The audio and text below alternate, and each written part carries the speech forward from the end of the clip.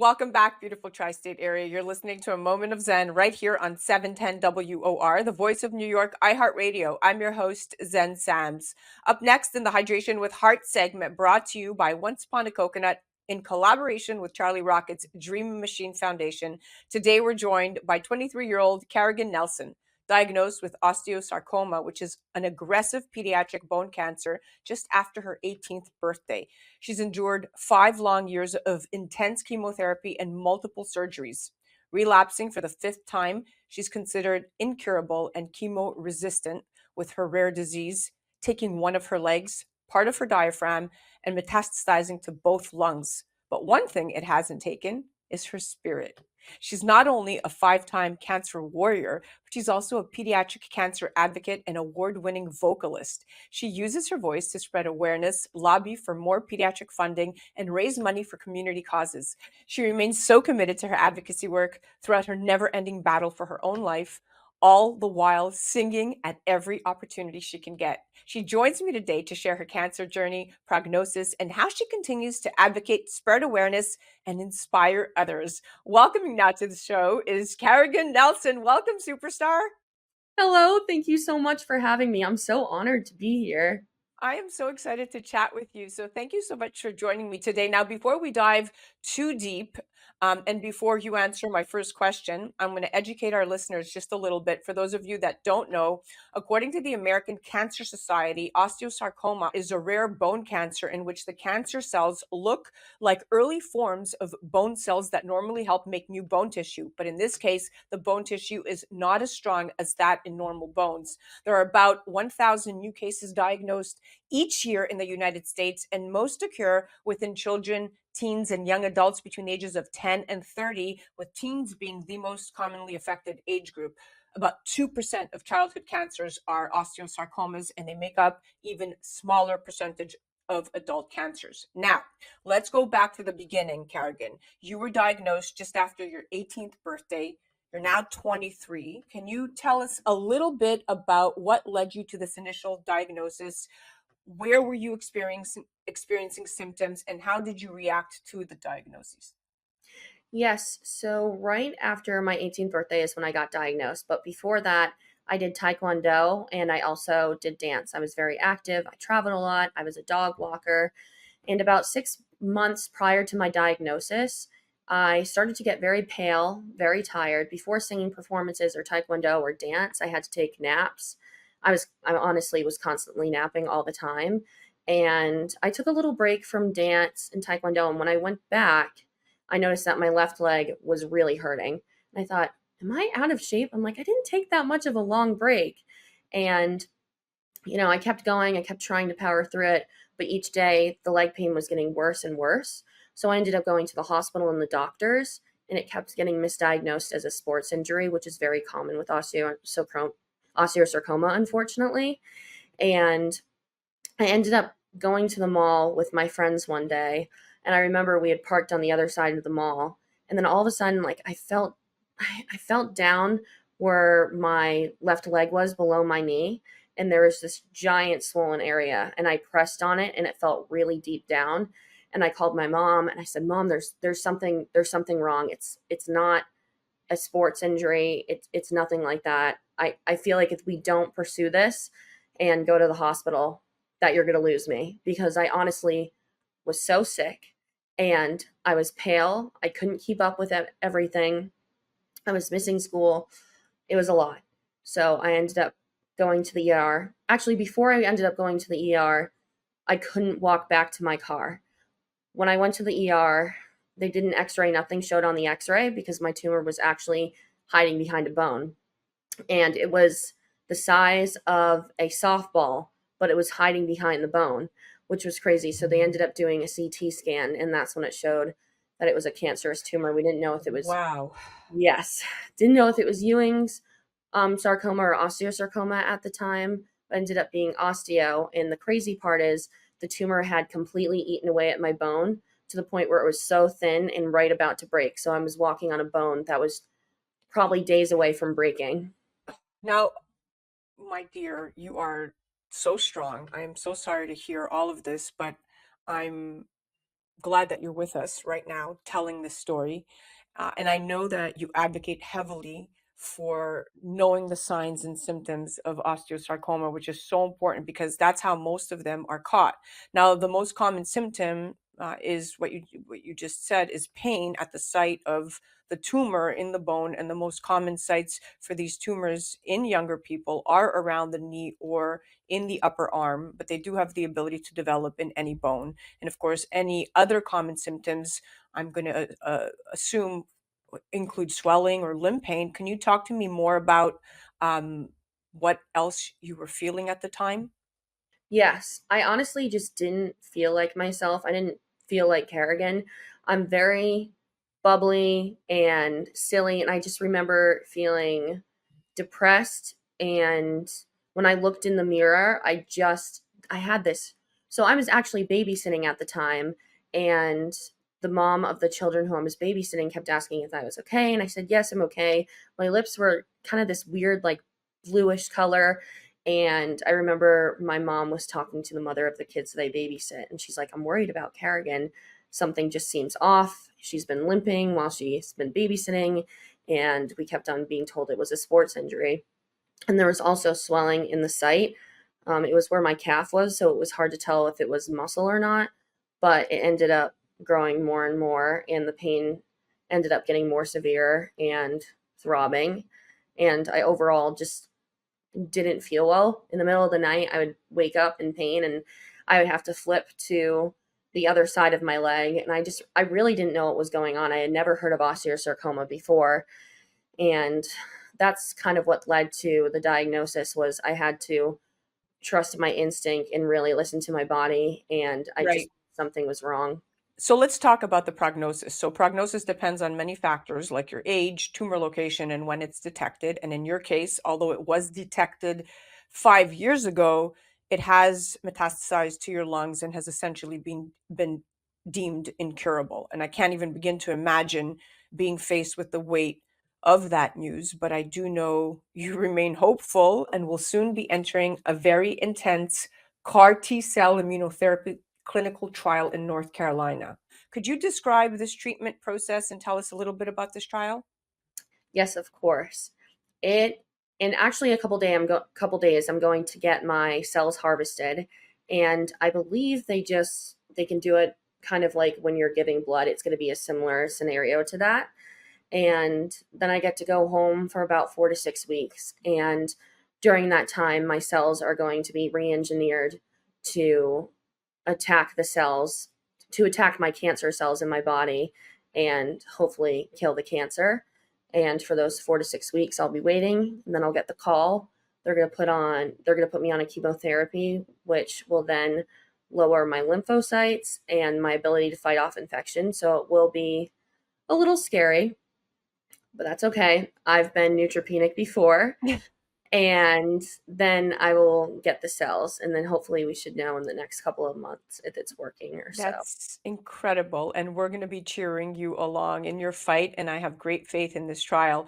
And also a big shout out to Charlie Rocket from the Dream Machine Foundation. He's a great friend of the show and our sponsor, Once Upon a Coconut. Works closely with him. I know him and his team have been helping raise funds for this trial and all the logistics that come with it. So everyone definitely has to head to Dream Machine to donate to Carrigan's fundraiser there. Now, I know you have some amazing vocal abilities which you use to raise funds for your treatment and other causes close to you. How fitting that we are airing you right here on iHeartRadio. When did you first start singing? And I know in 2021 you performed the national anthem at a Boston Red Sox game, which is amazing. So I'd love to hear about that experience. Yes.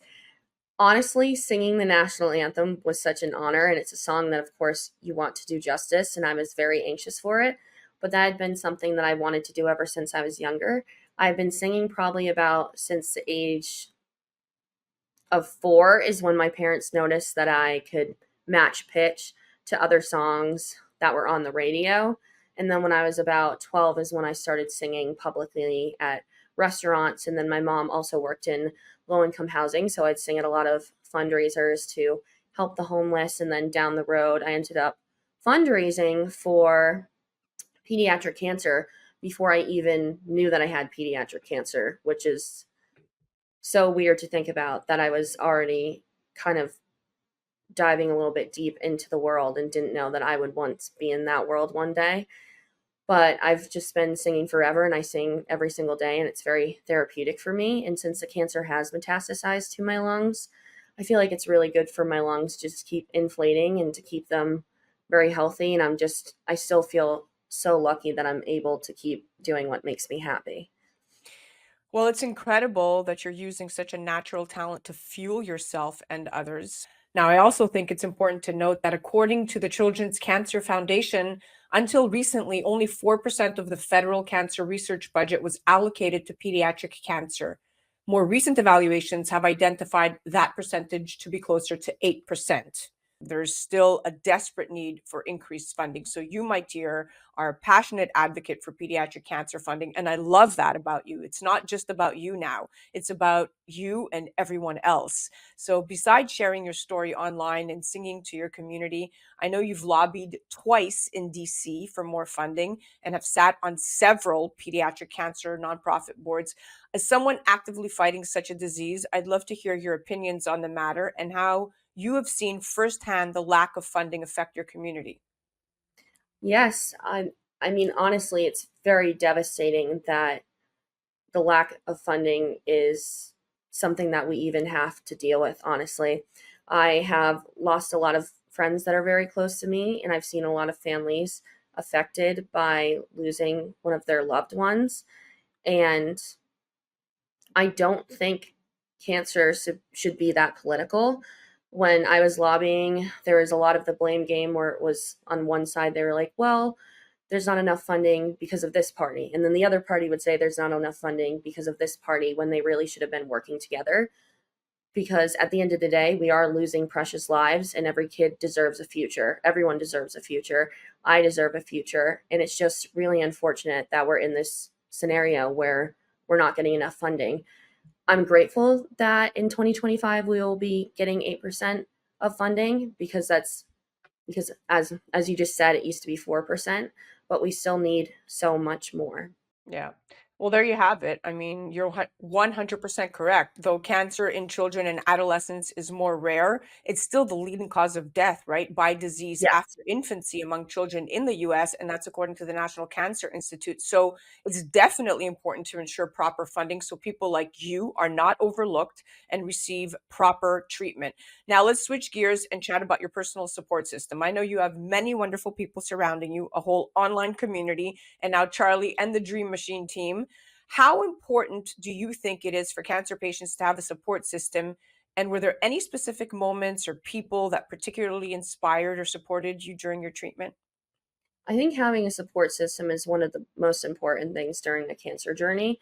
I live on a small island in Rhode Island, and the whole entire community has been so incredibly good to my family and I, whether that's donations, prayers. If I'm in a grocery store, someone will come up to me, give me a hug, say, I know your story. I'm here for you if you need anything. um, Cards in the mail, and just flowers, edible arrangements, everything like that. It goes such a long way, because personally, I've never felt alone in my journey. I've had some very low points, but between my family and friends and community, they have always lifted me up. And I have an amazing friend group. We all have matching tattoos. It's like a flower bouquet, and it's wrapped with a ribbon. And I'm the sunflower, because the symbol for osteosarcoma is a sunflower. And they always listen to me, and they do not judge me, and they're here for me. And we always say that staying silly is so important. And my parents just have never left my side, have never spent a night alone in the hospital without one of my parents. And my dad drives me back and forth to all my appointments, and he's incredible. My mom has MS, so now she is out of work, and that means that she's just been able to help take care of me and go to the hospital with me. And one person that I would like to mention is Katie Histing. Actually, what Charlie was in contact with Katie before Charlie was in contact with me, and Katie's so cool. She has her own sticker shop. She's fighting Ewing sarcoma, and she just perseveres through everything. No matter what she has gone through, she's kept up with her sticker business. She travels to all the national parks. And what I think is so cool about Katie is when Charlie visited her, her dream was to get her sticker shop out there. But she also shared my dream with Charlie, which is getting my voice out into the world and raising more awareness for osteosarcoma, which I think really says a lot about her and is very selfless, because she could have kept this dream to herself and not have told Charlie, but she ended up telling Charlie, and then Charlie is when he came to my house, and that was incredible. And I'm so thankful for that experience. I will never forget it. And Oh, you experience, I'm here today. love all around. Big shout out to Katie. Now, your spirit and tenacity are extremely, extremely unique. I'm sure the past 5 years have had quite their fills of ups and downs. Now, how have you managed to stay positive and motivated throughout all of this? And looking back 5 years ago, is there anything you wish you had known or any piece of advice you could give yourself at the beginning of this journey? If I was to look back on my journey, I remember being in that hospital room, being told that I have cancer. And I knew osteosarcoma once I did the research, because as soon as they told me, of course, I was on my phone. I saw the statistics. I saw how aggressive it was, and I was petrified for my life. And I just wish I could go back and say, it's going to be okay. You're going to fight like heck. You're going to have an awesome community that's going to get you through this.